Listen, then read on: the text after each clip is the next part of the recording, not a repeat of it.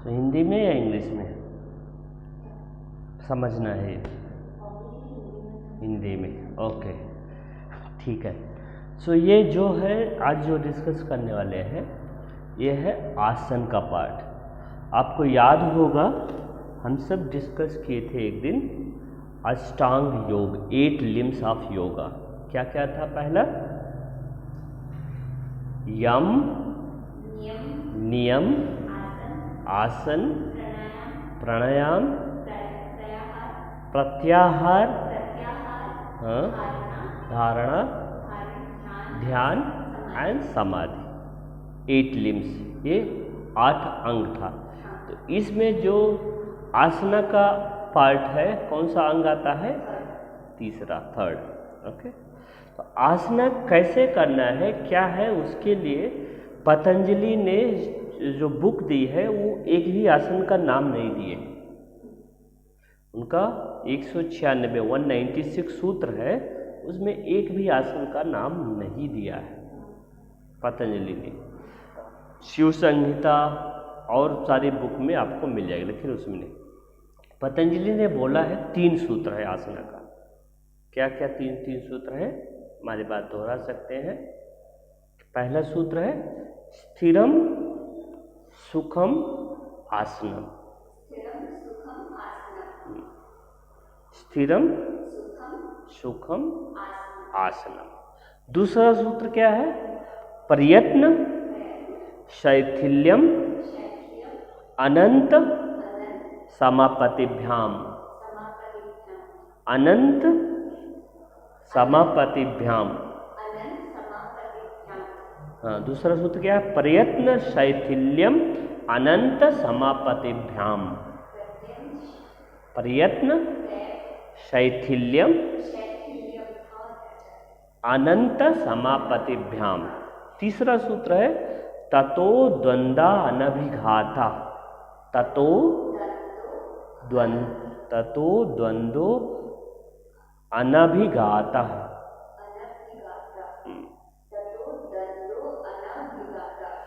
सो ये 3 मेन सूत्र बताए हैं आसना में। ये सूत्र अपने लाइफ में भी अप्लाई कर सकते हैं। ओके, आसना जो है, जो आसन योगासना कहीं बोलते हैं। कुछ लोग खाली पोस्चर को ही योगा समझ लेते हैं। वो क्या करते हैं, उसका मतलब योगासना करते हैं। योग नहीं करते हैं, योगा नहीं करते हैं, योगासना करते हैं या आसन करते हैं।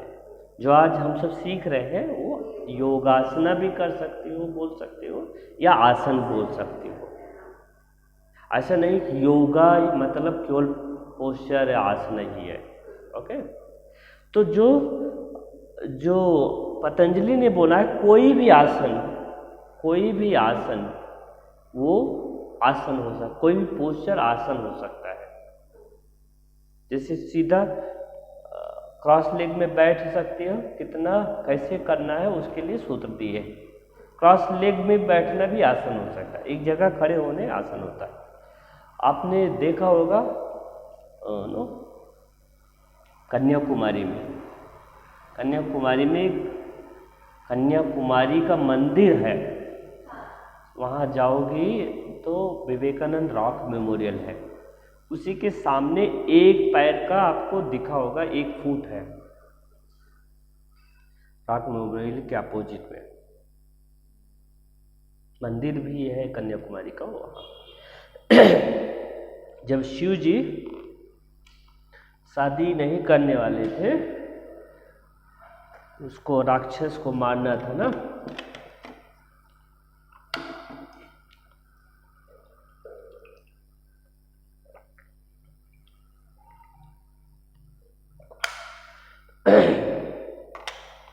तो कौन सा तारकासुर था ना, तो वो ऐसा आशीर्वाद लिया था कि हम जो है शंकर जी के संतान के द्वारा ही हम मारे जाए। और शंकर जी प्रण किए थे हम शादी नहीं करेंगे, मतलब ऐसा था। तो इसीलिए वरदान लिया था, वो ले लिया था तारकासुर, हम इन्हीं के संतान के द्वारा ही हम माने जाएंगे, ऐसा हमें आशीर्वाद मिल जाए वो राक्षस को। शंकर जी शादी करनी है तो सारे देवता लोग परेशान हो गए। सारे देवता तो बहुत खतरनाक आशीर्वाद ले लिया। वो सबका जो देखिए शंकर जी को और विष्णु भगवान जिसको भी आशीर्वाद या दिए हैं तो उनका तरीका सबको पता है कि इनको सृष्टि को बढ़ाने के लिए मानना भी जरूरी है ना। तो जिसको चाहे हिरण्यकश्यप का देखो, वैसा वरदान मांग लिया था कि न रात में मरेंगे, न दिन में मरेंगे, न मनुष्य मारेगा, न जानवर मारेगा, तो ना किसी औजार से मरेंगे, ऐसा अपने आप को आशीर्वाद मान लिया था। लेकिन उसको भगवान ने उसका तरीका निकाल दिया था ना हर चीज़। ऐसा है मोहिनी का रूप जो याद होगा ना, भस्मासुर, उसका भी कहानी वही है ना कि जिसके ऊपर हाथ रखे वो भस्म हो जाएगा। तो लास्ट में सबको मारने के बाद क्या किया, वो शंकर भगवान को ही मारने के लिए चक्कर में आ गया। उनका सब सारे राजाओं को मार के जितने पावरफुल थे सबका राज करके लास्ट में बोला हमसे भी बड़ा कोई है, चलो उनको मारे। तो वो क्या शंकर जी को मारने के लिए आ गया था। तो शंकर जी विष्णु भगवान को पता चला तो भागने लगे ना शंकर जी पीछे पीछे। वो भस्मासुर खेद रहा था उनको शंकर भगवान को। तो विष्णु भगवान मोहिनी का रूप धारण करके वो आकर्षित हो गया। तो बोला डांस कराते हैं। तो डांस में वो एक हाथ बोले कि हाथ ऊपर रख के ऐसे सीखते हैं, खुद ही भस्म हो गए ना। तो दोनों का आकर्षण हो गया, शिवा का और विष्णु भगवान का। तो उनके पुत्र हैं जो अय्यप्पा स्वामी है, जो केरल में मंदिर है। एक कहानी ये भी है, वो अय्यप्पा भगवान इन दोनों मोहिनी के रूप में और शिव के उनके पुत्र हैं। तो ऐसे अलग अलग भगवान किसी को आशीर्वाद देते थे तो उसको तरीका भी निकाल देते थे कि सृष्टि के लिए जन्म मृत्यु का जो चरण है वो चलते रहना चाहिए। तो ऐसे ही जब वो शादी के लिए तैयार नहीं थे तो सारे देवता लोग परेशान थे। तो ये राक्षस जो है पूरा परेशान कर रहा है सबको। तो उसकी कहानी ऐसे हुई तो पार्वती माता को तपस्या करनी पड़ी। शक्ति शिव शक्ति साथ में ही चलते हैं। शरीर है, ऊर्जा नहीं तो बेकार है ना, शक्ति जरूरी है ना। ढांचा है लेकिन उसमें ऊर्जा नहीं तो बेकार है। तो शिव शक्ति के बिना दोनों के कुछ काम नहीं होता, सृष्टि नहीं चलती है। तो पार्वती ने 3000 साल तक एक पैर पे वहाँ तपस्या की है।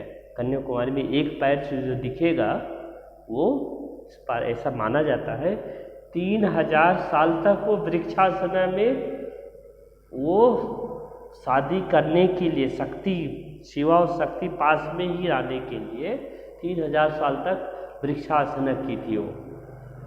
तब सारे सृष्टि में अब जो किसी को मनाओ तो उसको मानना ही पड़ेगा। जो तपस्या करता है जिसका फल के लिए करते हैं मानना ही पड़ेगा ना। चाहे सृष्टि हो चाहे भगवान हो कुछ भी हो तो भगवान को झुकना पड़ा। तो शादी किए फिर वो जो कार्तिक भगवान है, कार्तिक भगवान के द्वारा वो राक्षस मारा गया। कहने का मतलब जो आसना का है वो एक आसन में कैसे पावरफुल हो सकता है, कैसे हम शक्ति पा सकते हैं, ज्ञान पा सकते हैं, या जो भगवान की तरह हो सकते हैं, जो पावर है भगवान में मिल सकते हैं, आत्मा का परमात्मा से मिलन हो सकता है, किस लिए हम पैदा हुए हैं, मोक्ष कैसे मिल सकता है जीवन मरण का, वो एक आसन के द्वारा भी पाया जा सकता है। ओके, तरीका क्या है? तो वो तरीका बताया गया है, पतंजलि ने 3 सूत्र बताए। तो स्थिरम सुखम आसन, ऐसा नहीं है कि आप लाइफ में सब बैलेंस हो गया है, स्थिर हो गया। स्थिर मतलब दृढ़, फॉर्म। आपकी लाइफ में सब जीवन में स्थिरता आ गई है, शादी हो गई है, बच्चे हो गए हैं, घर बन गया है, पूरा घूम लिए हैं, स्थिर हो गए हैं। ओके, सुखम, स्थिरता वो होती है। वैसे पोस्चर में भी है, आप एक पोस्चर में लंबे समय तक, चाहे वृक्षासना हो, पद्मासना हो, सुखासना हो या सर्वांगासना हो, जो आसना सीख रहे हैं, इसका मतलब स्थिर हो गए, इसका मतलब वो एम नहीं पूरा हुआ आपका, वो एक आसना में स्थिर है, मतलब स्टैचू की तरह, मूर्ति की तरह है। आपको देखना है वहाँ कंफर्टेबल, सुख, दर्द हो रहा है कि नहीं। पोस्चर में सुख जरूरी है, मेंटल एंड फिजिकल दोनों कंफर्टेबल जरूरी है। तो आपकी लाइफ का भी ऐसे है कि सब कुछ होने के बाद वो मेंटल पीस है कि नहीं, नौकरी भी लग गई, घर भी बन गया, घूम लिए, जो भी विश है वो पूरा हो गया, उसके बाद भी मेंटल सुख है कि नहीं।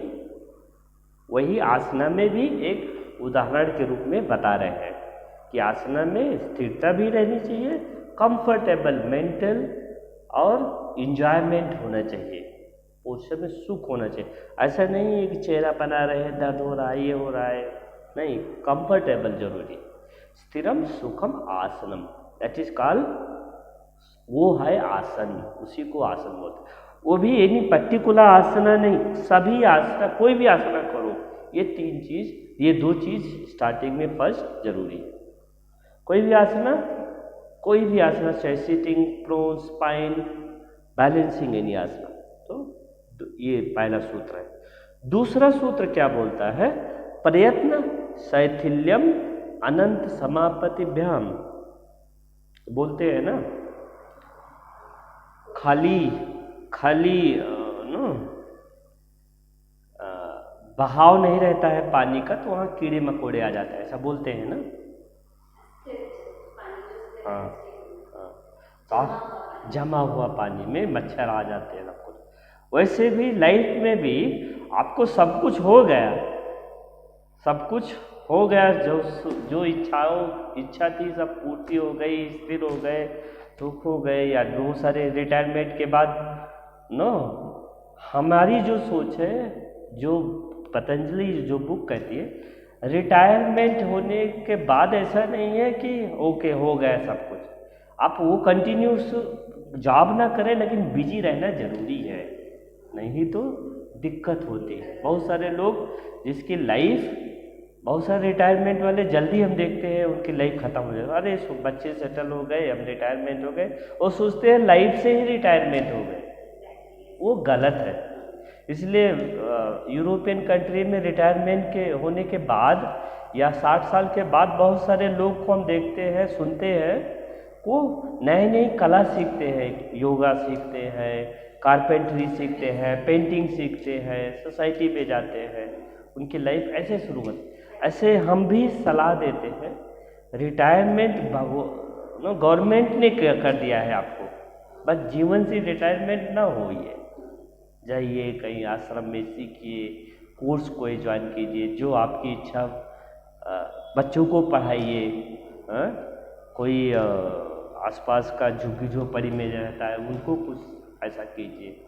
मतलब वो लाइफ अगर स्थिर है, सुख है, वो आपका एम नहीं है। उसके बाद जो बोला जाता है पोस्चर में, प्रयत्न शैथिल्यम अनंत समापतिभ्याम, तो पोस्चर है, जितना आज आप कंफर्टेबल हैं वो कल और प्रयत्न करना है, फिजिकल प्रयत्न भी करना है, मेंटल प्रयत्न भी करना है।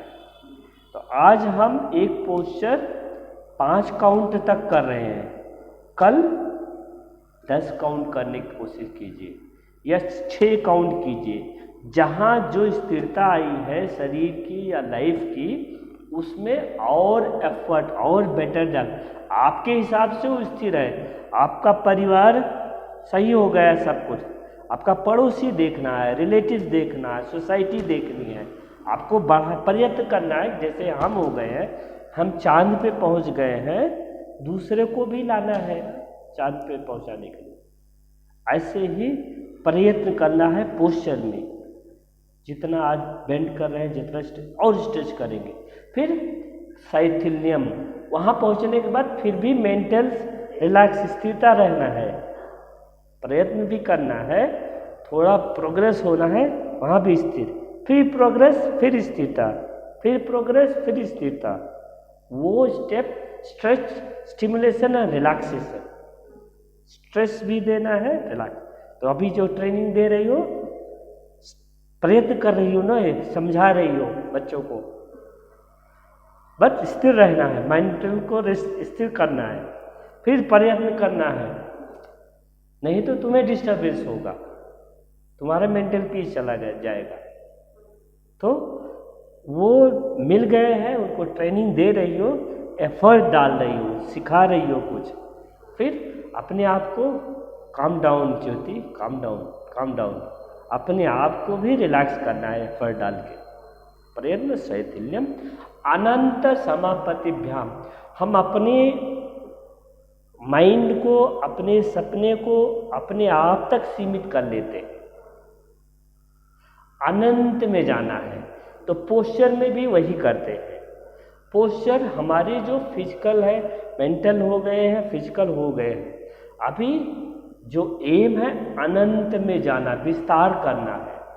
विस्तार में क्या बोलते हैं? अनंत में, इसमें अपने आप को जोड़ने, जैसे जो आपका डिजायर है, जो आपका सपना है जीवन का, संकल्प, कोई भी पूजा बिना संकल्प के नहीं होती है ना।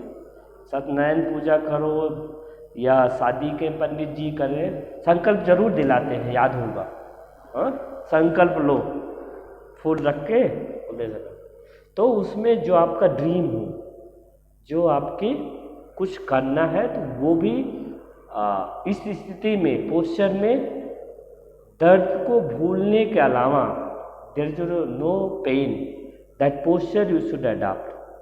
वहाँ स्ट्रेच करने का मतलब स्ट्रेस मत दो, प्रयत्न करो, रिलैक्स करो। उसके बाद अपने आप को विस्तार करो, अनंत में जाओ। आपका डिजायर, आपका इमोशन, आपका जो ड्रीम है, उसको याद करो, वहाँ संकल्प लो। पेन फ्री बॉडी, फिजिकल संकल्प लो, पेन फ्री रहे बॉडी, स्ट्रेंथ रहे, स्टेमिना आए।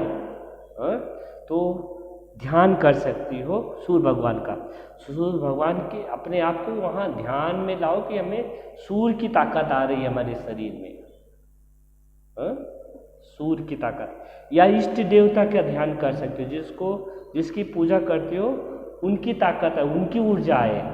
तो हम ज़्यादातर वही बोलते हैं, क्योंकि वो स्थिर है, वो जो ताकत है, जो पावरफुल है भगवान की, वो उसको एम बना के चलेंगे। तो छोटे छोटे जो एम है लाइफ के, जो ड्रीम है, जो हेल्थ हमारी बेटर हो, हमारे पैसे आए, बच्चे आए, जो ये छोटे छोटे ड्रीम अस्थिर रहते हैं। इसको ड्रीम लेने से क्या होता है कि नहीं पूरा होने की संभावना रहती है, जो एम रहता है ईयरली या कुछ है, तो कष्ट होगा, डिप्रेशन में जा सकते हैं। जो भगवान को ध्यान में करेंगे, अनंत में जाएंगे, नीले आकाश को देखेंगे या पर्वत को पर ध्यान देंगे, समुद्र को देखेंगे, ये सब अनंत में आते हैं, जिसकी कोई सीमा नहीं है, अनंत है। तो उसको सोचते हैं, तो जो शरीर का पेन रहेगा पोस्चर में, तो वो ध्यान नहीं रहेगा। तो ऐसे भगवान को ध्यान कर सकते हैं, अनंत में जाते हैं। अपने जो पावर है, अपनी जो ऊर्जा है, अपनी सोचने की शक्ति फाइनल पोस्चर में उसको विस्तार करते हैं, अपने आप से विस्तार करते हैं। दर्द होगा, बॉडी में दर्द हो रहा है, हमें नहीं, हम बॉडी नहीं है, बॉडी से बढ़ के है, हमारी बॉडी को दर्द हो रहा है, हमें नहीं दर्द हो रहा है। तो अनंत में, अनंत समापति, उसमें मर्ज हो जाना है, अपने आप को ईश्वर में मर्ज कर देना है। हम उसी का पार्ट हैं, हम अलग नहीं हैं। अपने आप को ब्लू स्काई देखते हैं तो एक छोटा पार्ट है, पूरे ब्लू स्काई में मर्ज करना है अनंत को, अनंत में, उसमें अपने आप को खो जाना है उसमें। अपनी पावर को उसमें मिला देना। वो हम नहीं, अलग नहीं है, हम उन्हीं के पार्ट है, हम ईश्वर का अंश है, हम अलग नहीं है। तो वो अनंत समपतिभ्याम उसमें जाना है। तो यहाँ पूरा नहीं होता है, उसमें क्या होता है, जो तीसरा जो महत्वपूर्ण है, ततो द्वंद्व अनभिघाता।